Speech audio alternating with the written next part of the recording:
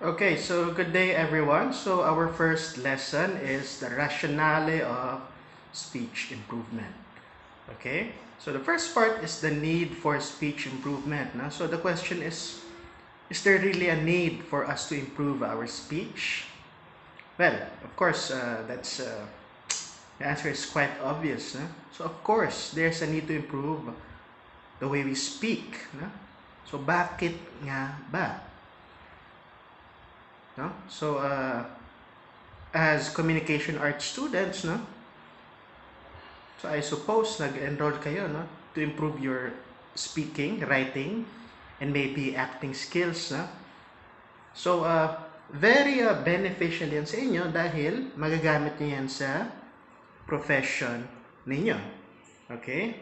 So that will be your source of livelihood.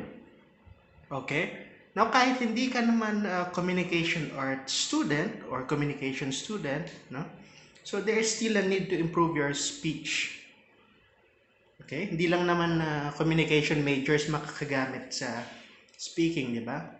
All courses, all professions, all fields, no? So important ang speaking. So in a time na laging tinetake out of context ang mga sinasabi ng mga tao, no? In a time na lahat ay may platform na magsalita through social media, no? TV, and other forms of media, dapat nating mas lalong i-improve pa. No? Kasi everyone has something to say, but not everyone has importance. Okay? And meron namang iba na maganda nga yung sinasabi nila, pero hindi naman maganda yung delivery. Okay? So we need to strike a balance between the content and our delivery. Okay? Hindi pwedeng puro content lang, hindi pwedeng puro pambabola lang through delivery. So dapat balance silang dalawa. Okay? So also as human beings, it should be our goal to be efficient and effective communicators. And that is possible through the proper use of voice and diction. Okay? So sa mabilis nating mundo ngayon, no? So dapat efficient tayo sa pakikipag-communicate, no? So ano ba ang gusto mong sabihin, no? So get to the point, no? Huwag na magpaligoy-ligoy, no? But it is not to say that those who are not able to deliver or use a proper voice and diction, no? Hindi ibig sabihin ay hindi na natin sila pakikinggan. Okay? Baka yung iba hindi maganda magsalita, hindi magaling magsalita, no? But they have something important to say. Okay? Baka kabado lang sila, anxious, no? May stage fright, no? Who knows, no? You can also learn something from them, no? And as people who are in our field, no? Our voice is our money maker, no? Ito yung naglalagay ng pagkain sa ating lamesa. Okay? So, aling mga fields nga ba ito? Okay? So, halimbawa, no? Ang pinasok ko ay the field of teaching, no? Okay, of course, I rely on my voice. Isa yan sa pinaka-importanteng tinitingnan pag magtuturo ka, no? Your delivery, the content, no? The way you deliver your messages, your lessons. Okay? Ano pa ang mga professions, no?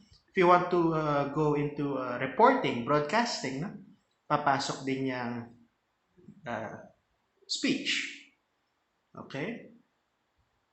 Even sa sales, no? Papasok din ng speech. If you want to be a motivational speaker, public servant, no? Papasok din ang speech, no? So marami, no? Maraming profession talaga. And some people, no, even pay for professional help, no? Such as John Robert Powers, no? Nagpapamember sa mga Toastmasters International, no? Just to improve their speech, no? At mahal. Mahal magpa-member, mahal mag-enroll sa mga ganong klase, no? Okay? So kayo, no? Lubos-lubusin niyo na yung time niyo sa university to learn something, no? Dahil libre, as far as I know, ang tuition niyo, no? Up until 4 years, no? Okay. Now, number two, no? So how to be an effective communicator. Okay, the first one is appropriateness of the voice to the situation. Okay? So remember that your voice should fit the occasion. For example, kapag lamay, no? When you deliver a eulogy, for example, no? What should be the mood? So dapat ay solemn.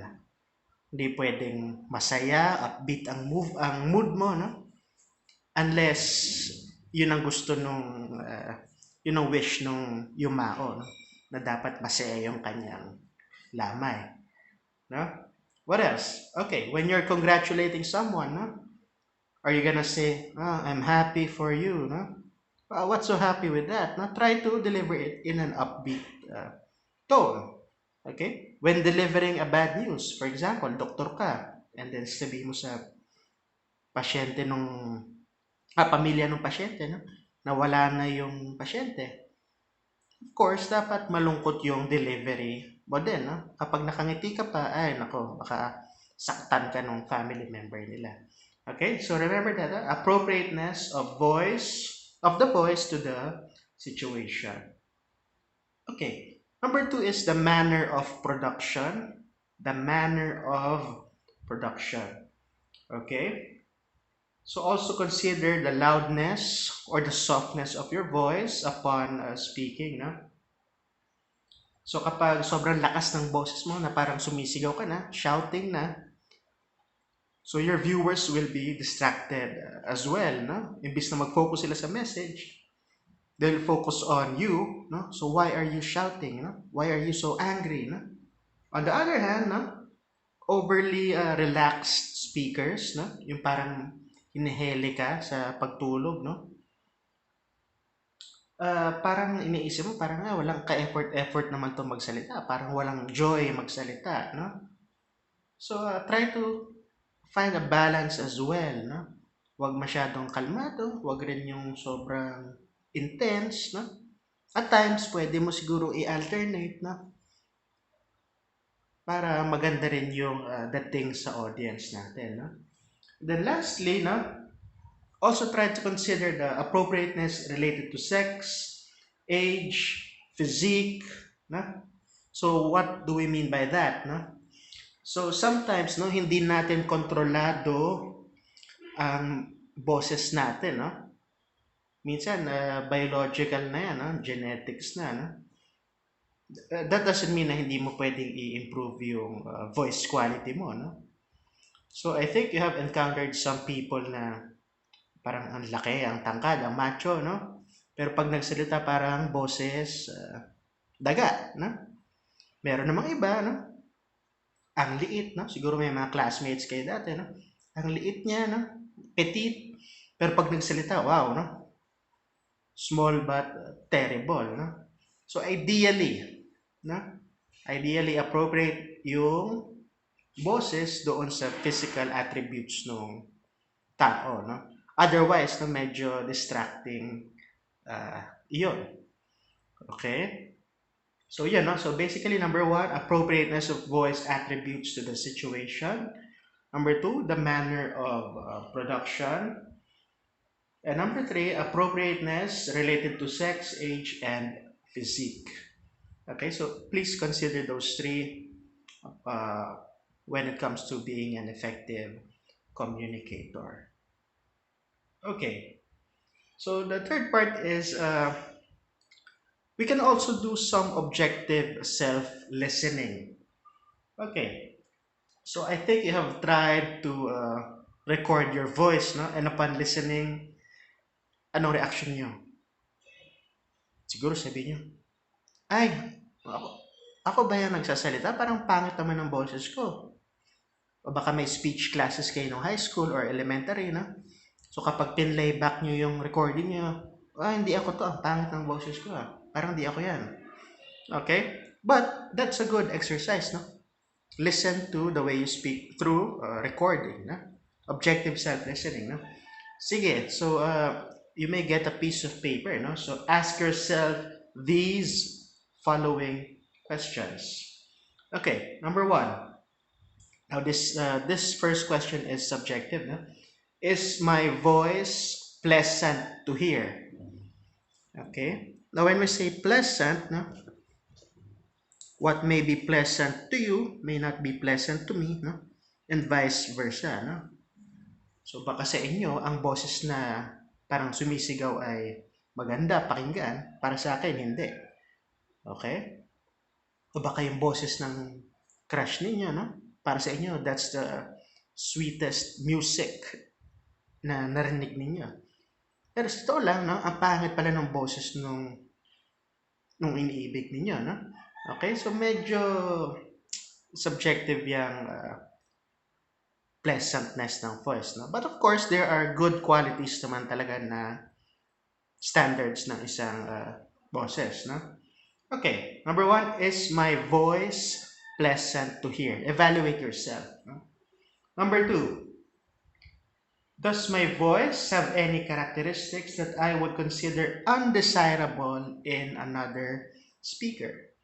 Does my voice have any characteristics that I would consider undesirable in another speaker? So, ano ba yung mga qualities ng boses mo na ayaw mo sa ibang speaker? Huh? Kapag pinapakinggan mo sila.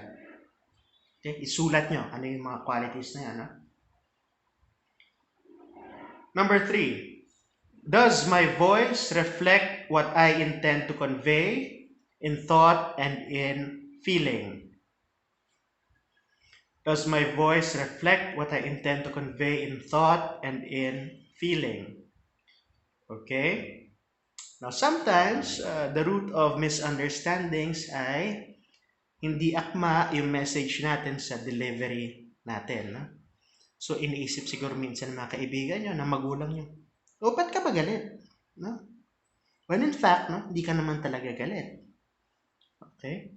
Okay, baka may nangyaring masama sa kaibigan mo, sabi niya, ba't parang saya mo pa? No? When in fact, no, hindi mo lang masyadong na-practice or naging aware ka dun sa tone ng boses mo. No? So, yan, no? So, dapat maging aware tayo. No? Dapat swak yung message natin doon sa manner of delivery natin. No? To avoid misunderstandings as well. Okay? O baka nagsabi ka ng I love you sa boyfriend mo, girlfriend mo, pero parang wala yung emotion doon, no? O patay, wala na, no? Hiwalay na kayo. Okay, number four. Would I listen to this voice if I were not the speaker? Would I listen to this voice if I were not the speaker? Okay, so evaluate your own voice, no? So baka gandang-ganda kayo sa boses nyo, no? Try to be objective, no? Okay, number five. Okay, does the voice reflect me as a personality? Does the voice reflect me as a personality?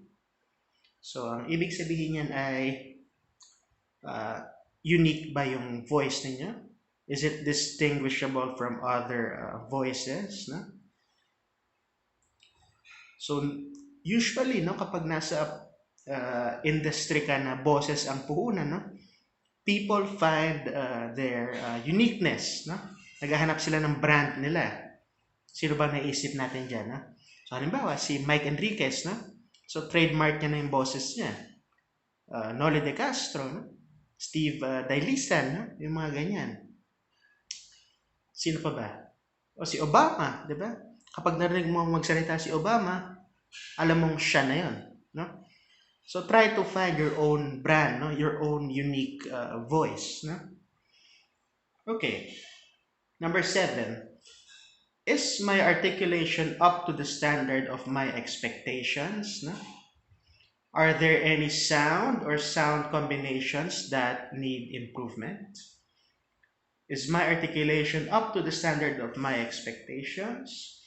Are there any sound or sound combinations that need improvement? So, of course, no, napakaraming tao na hindi perfect ang kanilang pronunciation, enunciation. No? So even professionals, no, sometimes they make mistakes. No? So ano ba yung mga hirap na sounds tayo, no? Or words? Halimbawa, yung iba, hirap sa TH, no? Or letter R, L, no? Mga ganun. Kaya hirap sila sa mga words ending in ED, no? Mga ganun. So let's also try to take note of that. Okay? So far, we have established na may need na i-improve ang ating speech, no? Especially kayo na communication majors. Okay? So with that, no? So I want you to take care of your voices. So paano ba alagaan ang boses natin, ang literal na boses natin? The first one probably is to not overuse it by shouting, no? What else? Avoid yung mga vices, no? Ano ba mga bisyo nyo? Smoking, no? Even drinking, no? Or kung ano-ano pang pinapasok nyo dyan sa bibig ninyo na hindi healthy, no? Okay, speaking of health, no? You can also drink healthy drinks, okay? Healthy food, no? Mga ganun. Pag may mga concert kayong pinupuntahan siguro, or mga basketball games na pinapanood, no? Try to not strain your voice, no? Kasi once na na-damage yung vocal cords nyo, irreversible na yan. Okay? So probably you've seen cases of smokers na nilalagyan na ng parang butas sa throat nila, no? Tapos may parang speaker doon, no? So I hope hindi kayo magkaganyan one day, no? Okay? So also, no, try to emulate your role models, no? Sino ba yung nilo-look up nyo in terms of speaking, no? Kanino ba kayo humahanga, no? Halimbawa, ako, ang idol ko, if you know Conan O'Brien, okay? So, siya ang role model ko when it comes to improvising, no? Mga ganyan. From UK, no? Si Graham Norton, no? Siya ang aking role model, no? When it comes to facilitating conversations, no? So, kayo, sino ba ang nilo-look up ninyo, no? Mga DJ Lunyo lang ba? Sino pang mga walang kwenta-kwentang personality na yan, no? So, try to look for a good role model when it comes to speaking. No? Para sila yung gayahin ninyo. Okay? So, ayan po, no? So, if you have any questions, no, you may post it in our group or you may share kung may gusto kayong ibahagi sa klase, no? Pwede nyo rin i-post po yan. Okay, so thank you for listening. So see you in our next lesson.